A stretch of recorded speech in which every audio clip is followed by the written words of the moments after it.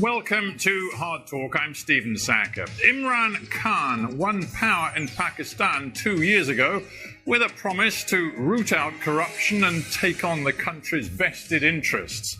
So how's it going? Well, rising food prices and the COVID pandemic have left many Pakistanis feeling worse off, while the anti-corruption drive has become a political battleground. My guest today, Ishaaq Dar, was Pakistan's finance minister, a key lieutenant of former Prime Minister Nawaz Sharif. Now, both of those men are trying to rally opposition to Imran Khan. But how much credibility do they have?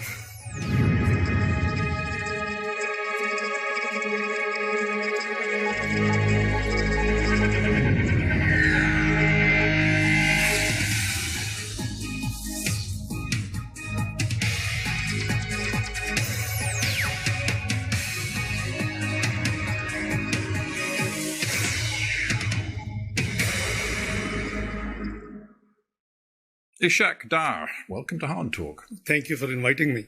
Let us begin with your personal status, your legal status. Sure. You are a wanted man in Pakistan. Are you here in London to escape the judicial process? Well, not really. I think you must be aware of the Pakistan history, that whenever in Pakistan over a period of 73 years, the corruption rhetoric has been used in the last few dictatorships. And the current one isn't different because this regime is known to be under a covert coup or a judicial martial law. So I can prove that there is nothing against me and I have all the evidence. I hope that you know that the prime allegation against me, my name was not in Panama paper. My name was not in the 20th of April. Let me stop you, because some people will not be following this in great detail. Sure. You're saying your name was not in the Panama Papers. Nonetheless, sure, we learned an awful lot from those Panama Papers published in 2016 about sure, monies being stashed away in foreign bank accounts, and it involved some very top-level Pakistanis. And there was reason to believe that not just Nawaz Sharif's family was involved, but your family too. No. There isn't any mention of my family I'm not saying there was a specific mention of your family, but the National Accountability Bureau decided after the publication of the Panama Papers to look very closely at yours and your family's interests, assets and accounts. Most welcome. And they found that there were grave problems with your accounts. No, not at all. Not at all. Because you see, I'm sure that you would be privy that it was the Supreme Court direction which set up a joint investigation team, which is extrajudicial activity which Supreme Court decided. And there were two military intelligence members who were virtually governing out of the 6 members of the JIT. So you see, there is a background. Well, I'm actually interested in what's known in Pakistan as the National Accountability Bureau, which is the main agency of anti-corruption. Yeah, and they look very carefully at you and your family's interests, as you well know. And in September 2017, they concluded that you and your family owned assets, quote, beyond your known sources of income. They said quite specifically, the accused, that is you, has acquired assets and pecuniary interests, resources in his own name and the name of dependents, totaling roughly $6 million US, more than 830 million Pakistani rupees. Now, is it your contention that the National Accountability Bureau has no integrity? It has lost its integrity long time back. It is an institution which is used against political opponents. But you didn't say that with respect, sir, when you were a very senior serving government minister. No, I did. I held press conference and I explained, by the way, this number is as per my tax return. I never missed. You see, the prime allegation against me, which was in the JIT report, on the basis of which Supreme Court directed NAB to file a reference, was that I did not file 20 years tax returns in Pakistan, 1981 to 2001. A UK qualified chartered accountant, never missed reporting his tax matters in UK when he was here till 1976. And then in the North America, 2 years, and in Pakistan since 70, and I've missed any tax return. So this is such a blatant allegation. Is it? Well, in that case, let's be very open and transparent with each other. I've interviewed many government officials and ministers around the world over many years, and they always say, "Oh, I'm not responsible for any corruption at all, and I believe in transparency." I do. You do. Oh, so yes, how many properties do you and your family own? It's all declared in my tax returns. Well, just give me the answer, because I don't know. How many properties do you and your family own? I have my main residence in Pakistan, which has been taken over by this regime. So I haven't got too many properties. But how many properties do you and your family own? My net worth is what has been reported. How many properties do you and your family own? One.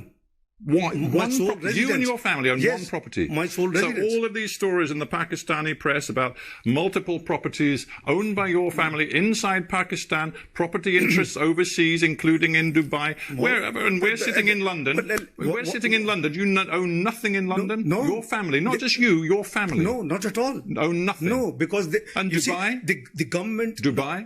My sons have just one villa, which is owned by them. They're in business for the last 17 years. So when I asked you how many properties you and your family own, and you said one, that wasn't strictly true. No, it is strictly true, because they're adult, they're married, they're 17 years, they're in business, so they're independent of me. You know very well that when the NAB looked at your assets, they were looking at you and your family. I have no issue. My family, everything is accounted for. That's exactly... You see, if all of this is so clear-cut, you only own one property in the entire world. Your tax records have been kept and given to the authorities over the last 20 years. If everything is so crystal clear, why do you not go to Pakistan and make this case in a court of law? Well, the court of law, my lawyers were there. I'm here for medical treatment. I have a cervical issue.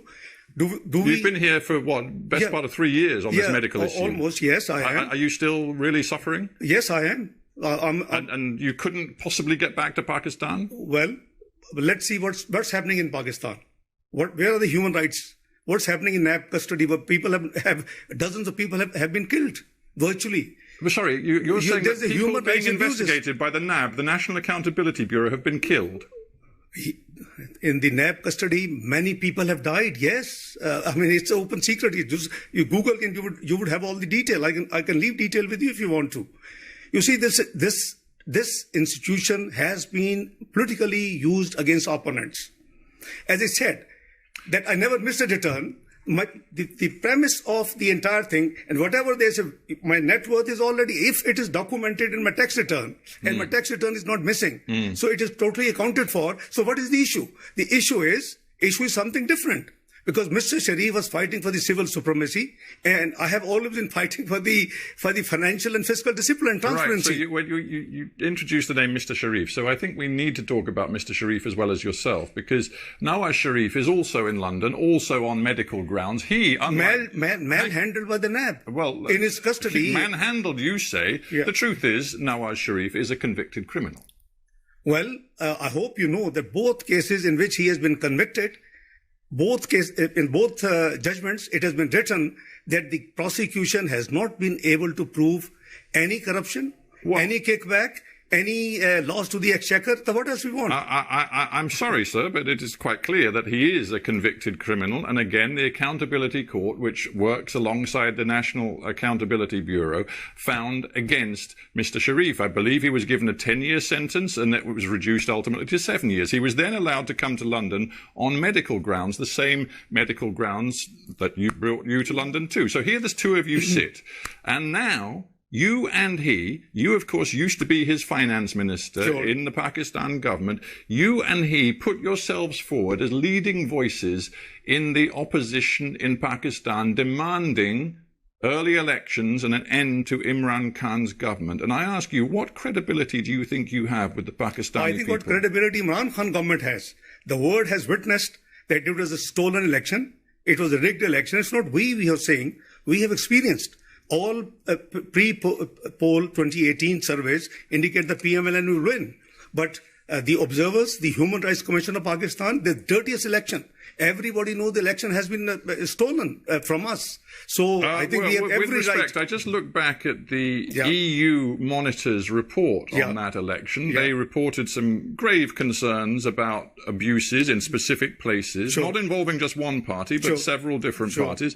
But the final and ultimate conclusion was that they believed the result was credible, that Imran Khan's election victory in 2018 was credible. That was the conclusion of the EU report. Then you haven't read all the reports. The Human Rights, Commission you can cherry pick. You can cherry pick the most negative. I'm telling you that the EU monitors, highly respected, independent monitors, looked at everything that happened in Pakistan, and they concluded that Imran Khan's victory was credible. No, Free and Fair Election Network, which is the global one. Do we have any question on their integrity? What do they report? I don't believe that there's ever been an election in Pakistan without some abuses where every single thing was conducted with freedom and integrity. That doesn't work in Pakistan. The truth is, Imran Khan has a democratic mandate. He's been in power for 2 years, and you are now saying to the Pakistani people, he must be removed from office. Mr. Sackur, this election has been stolen. It was a rigged election. There was a pre-poll rigging. Electables from our party were pushed to his party using the NAB. During the day, the results transmission system was choked off and was put off of hours. Our polling agents were expelled from the poll.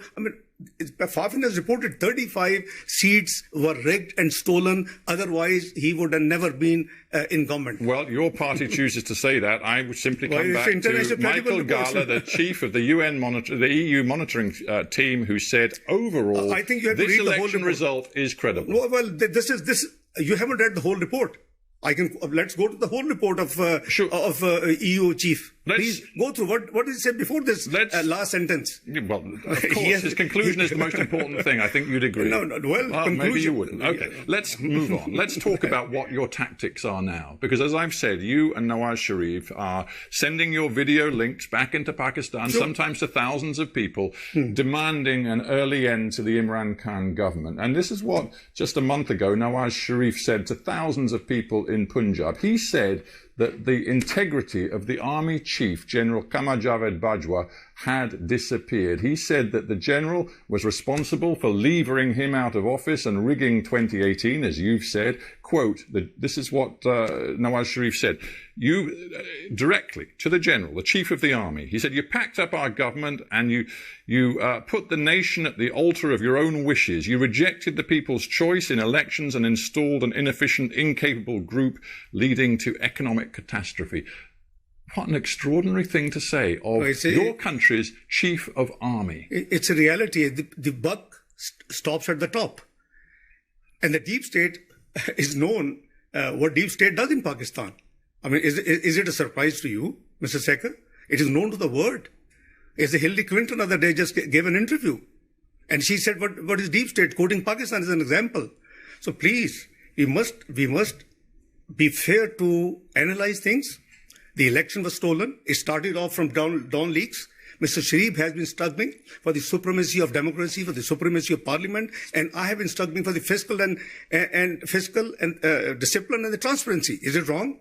UK has been upholding the democracy and the democratic values. We would think that you would be supporting us. So let us be clear. You are saying that the Pakistani military, the army in particular, are subverting all democratic processes in your country. Is that what you're saying? This is the global reports. It's not... No, I want to be clear what you're saying. Because the Pakistani people will be listening to this interview, and you are condemning the military of your own country as subverting your democracy. It's not the military. I think we have to talk about the individuals. It's not the entire institution. I think let's create a difference. It's the wish list, it's the plan of certain people who enforce in Pakistan martial law. So you're saying the army is led by General Bajwa, who in yours and Nawaz Sharif's opinion is entirely subverting democracy. Is that what you're saying? Well, I think I want to be clear. Let's re-articulate. What we are saying, that if the elections were rigged, it is now established without any ray of doubt. So if the elections were rigged and somebody has been planning. It's not we. It is the Interior Minister of Pakistan gave a statement that if Mr. Sharif had not got problem with the deep state and the institutions, he would have been fourth-time Prime Minister. Why would he say it? So let me be clear. You're now alleging that this is entirely unacceptable when your erstwhile boss and your very close ally, Nawaz Sharif, was working hand in glove with Pakistan's military dictator, General Zia, for many years. And suddenly he's decided that the military and the way they interfere in politics in Pakistan is entirely unacceptable. What kind of hypocrisy is that? No, I disbelieve, this analysis. Frankly speaking, I disagree with you. Well, what bit of what I've just said is maybe wrong? Evolution process. Evolution process. Yeah, because, Oh, you mean because then he was in power and now he's out of power, so he's really angry with the army because they won't work with him? No, it's not the first time. It's the third time he was Prime Minister. And Imran Khan, own Interior Minister, tells the whole world that Mr. Sharif would have been fourth-time Prime Minister if he had not got trouble with the establishment. You see, Imran Khan may be unpopular in Pakistan now, but when he heard what Nawaz Sharif said last month at that rally, when he directly targeted the Chief of Army, Imran Khan said this. He said, how dare Nawaz Sharif point to the general and blame him for what is happening in Pakistan when for years Mr. Nawaz Sharif polished the boots of a former military dictator. When Imran Khan said that, I dare say he actually had a great deal of sympathy from many Pakistanis who know hypocrisy when they see it. I think you probably haven't seen his 21 clips, how he has been maligning the military army chief, the intelligence services of Pakistan. And not too long before, it's just last year when he was in the United States, he gave a statement that it is the ISI, our intelligence service, which actually was responsible for the Osama bin Laden and its killing, etc., etc. So I think when he was out of power, when he was in opposition, he had given 21 different statements at different times. He was known as Taliban Khan. I mean, I don't know. Are we talking or wish to discuss his performance and our performance? Are we here to talk whether it is a pure democracy or is it anocracy? You and other opposition elements have created this Pakistan democratic movement. You want to deliver early elections and see Imran booted out of power, but many people, even in your own movement, are now backing away from this targeting of the Pakistani military. For example, Bilawal Bhutto said it was regrettable that Nawaz Sharif had named the military chief by name. And even Mr. Sharif's own daughter, Mariam, had to stress at great length that she was not anti-military. It sounds like Nawaz Sharif has overstepped the mark. I think there seems to be a confusion. Mr. Nawaz Sharif, as Prime Minister or otherwise, is not anti-military. Please, let's be very clear. He blames certain individuals. And as I said, the buck, stops at the top. If the Dawn leaks were there. There's a huge, history about that. I'm sure you will be privy to Dawn leaks. It relates to FATF. It relates to Pakistan going back to grey, which we brought out from grey and it was white. So I think, if Mr. Sharif talks of certain interventions which are against the oath, against the Constitution of Pakistan, is something wrong? Let's talk about politics and your message to your own people. We know that Pakistani people are suffering right now. Food price inflation is soaring. COVID-19 is seeing a second surge in your country, creating real economic difficulties. There's going to be barely any growth in the Pakistan economy this year. In the midst of all of that, you are creating a new level of political instability, demanding that Imran call early elections, calling him illegitimate, banging on about the vote rigging, claiming that the army is really in power. Do you think that your approach is really helping the interests of the Pakistani people? I think you have to be neutral umpire, Mr. Sackur, for a moment. 2014, we won the election 2013, massive majority, 2/3 almost. 2014, when Mr. Imran Khan comes to agitate for 4 constituencies rigged only, his claim, nobody spoke. Yeah, and Mr. Dar, you're going back now. You're going back 6 years, and I'm putting myself in the shoes of a Pakistani today who sees rising food prices, political instability, geopolitical instability, and he wonders whether the opposition sitting in London, yourself and Mr. Nawaz Sharif, really have the interests of ordinary Pakistani people at heart. We have interests of Pakistani people at heart, and that's why we are moving. This country had witnessed double revenue collection in our tenure of 5 years, lowest inflation, lowest interest rates, best performing stock market in the South Asia, most stable currency, highest GDP growth in 11 years, 5.8%. I mean, it's all music. Your Western, the institutions had all the praise. And what was the final report in 2016? PricewaterhouseCoopers, what did it say? Pakistan is going to join G20 by 2030. And we were striving to bring it even earlier. And we were very clearly hoping that since we had ended the load shedding, we had fought the extremism and terrorism in Pakistan, we had improved the macroeconomic, indicators in Pakistan, and all praises, all. So now, I understand. I'm not suggesting that your personal economic record was bad. In some ways, it was good. But listen, I'm just trying to get you to respond to a simple question. Pakistan is where it is today. Hang on. Imran Khan has a 5-year mandate. He won the election. Now you have a choice. You have a choice. You can wait to fight the next election if you choose to go home, frankly, but at the moment you're still in London. You can either fight at the ballot box during the next election, or you can try to undermine Imran Khan and his government from the sidelines, from here in London, and thereby create new economic and political instability. Is that the choice you've made? No, it's not a matter of political instability. It's a matter of incompetence. It's a matter of non-performance. It is a matter of ruining and, grounding the economy of Pakistan in 2 years before Corona. Mind you, after 1952, Pakistan first time had seen negative GDP growth. After 1952, from 5.8%, first year 1.9%, this year 0.4% negative. And there's a massive unemployment. We pulled 6% people out of poverty. He has pushed back 6% people in the poverty line. He promised to give 10 million jobs. He has made people unemployed, 12 million added to the unemployment numbers. Pakistan's in big trouble. I just wonder whether your approach is weakening Pakistan on the world stage. You recently tweeted, hang on, you recently tweeted a message saying that Imran Khan, and I'm going to quote your words, personified fascism. Now, Imran Khan has stood up for Pakistan's interests in a very tough stand against India and Mr. Modi, which you well know. He has also conducted a foreign policy which sees deepening economic ties with China, which is precisely the same policy that you followed. He also is trying to use Pakistan's influence, it seems, to bring the Taliban to the peace table in Afghanistan. What is it about these policies that you think personifies fascism?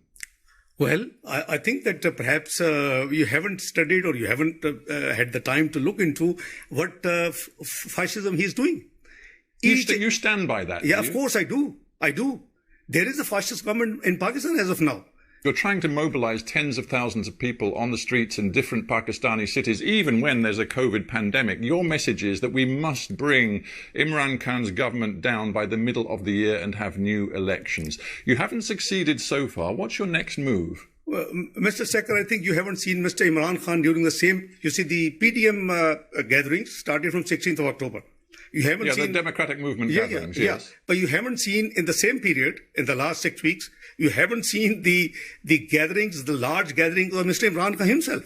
COVID would not spread. What is your next move? Well, our ultimate aim and our ultimate goal is supremacy of, democracy in Pakistan, the free and fair election, which would be transparent and should be acceptable to the world observers. And presumably the rule of law. And the rule of law. So will you go home to face the rule of law? Of course I will. Rule of law and transparency. And, the constitution has to be, all institution has to work within the domain which has been prescribed in the Constitution of Islamic Republic of Pakistan. I think we'll be very happy. So right now, when I tweeted, I have no regret, and it is the ground reality. I mean, I can give you, a prime minister who calls the Director General of the Federal Investigation Agency and gives them names and says, go and arrest them I mean, what sort of, governance this is? Well, we have to end it there, but I do thank you very much indeed for coming into the Hard Talk studio. It's a pleasure. Ishaaq Dar, thanks very much. It's a pleasure. Many thanks.